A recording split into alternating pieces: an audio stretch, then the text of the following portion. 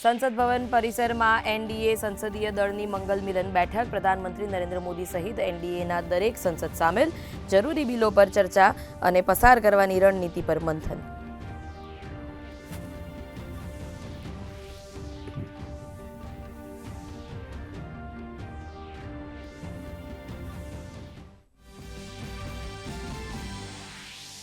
લોકસભામાં લોક પરીક્ષા અનુચિત સાધન નિવારણ સંશોધન બિલ 2026 સૂચિબદ્ધ. વિધેયક પર ચર્ચા માટે લોકસભામાં 6 કલાકથી વધુનો સમય કરાયો નક્કી. સ્પીકર ઓમ બિરલાના અનુરોધ પર વિપક્ષ ચર્ચા માટે તૈયાર. રાજ્યસભામાં 2 મહત્વપૂર્ણ વિધેયકો સૂચિબદ્ધ.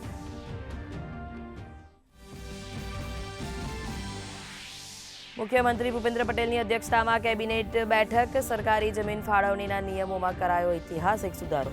જિલ્લા કલેક્ટર અને ડીડીઓની જમીન ફાળવણી સત્તામાં મોટો વધારો. રાજ્યમાં ભારે વરસાદ અને પૂરની સ્થિતિની સમીક્ષા. પ્રભાવિત વિસ્તારોમાં રાહત અને બચાવ કાર્યો વેગવંતા.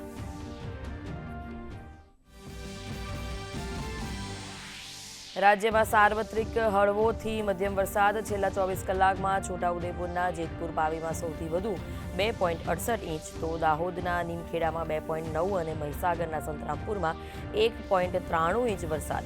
આજે દક્ષિણ ગુજરાતમાં ભારે વરસાદની આગાહી.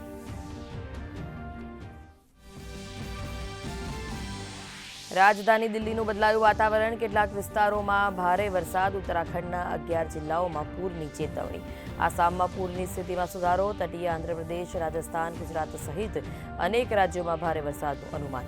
લોકોને બિનજરૂરી મુસાફરી ન કરવા અપીલ.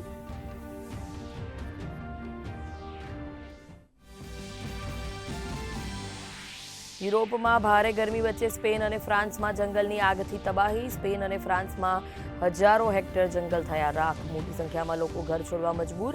તો પૂર્વી કિનારા અને મેડ્રિડના પશ્ચિમી વિસ્તારોમાં વેલેન્સિયામાં મોટા પાયે લોકોનું સ્થળાંતર.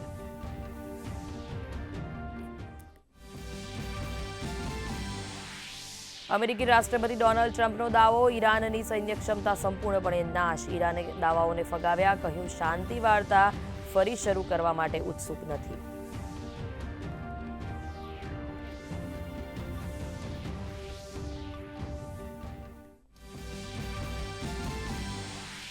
એશિયન બજારોમાં ઉથલપાથલ વચ્ચે ઉછાળા સાથે ખુલેલ ભારતીય શેરબજાર હાલ રેડ ઝોનમાં. સેન્સેક્સ 76,818ની આસપાસ, જ્યારે નિફ્ટી 23,900ની રેન્જમાં. બ્રેન્ટ ક્રૂડ ઓઇલ $87.74 સ્તરે. સોના ચાંદીના ભાવમાં ઘટાડો. રૂપિયા સામે ડોલર 66 પૈસા તૂટતા રૂપિયામાં ઉછાળો.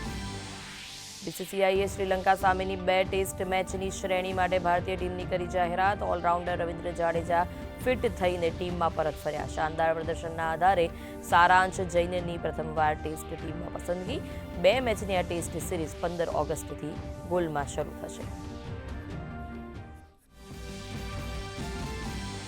ગ્લાસગો કોમનવેલ્થ ગેમ્સમાં ભારતને મળી બીજી સોનેરી સફળતા. પેરા એથ્લીટ શર્મિલાએ શોર્ટપુટ F57 સ્પર્ધામાં જીત્યો ગોલ્ડ, જ્યારે શિલ્પાને મળ્યો કાંસ્ય. રાષ્ટ્રમંડળમાં પહેલીવાર પેરા એથ્લીટોએ એક જ સ્પર્ધામાં જીત્યા 2 પદક.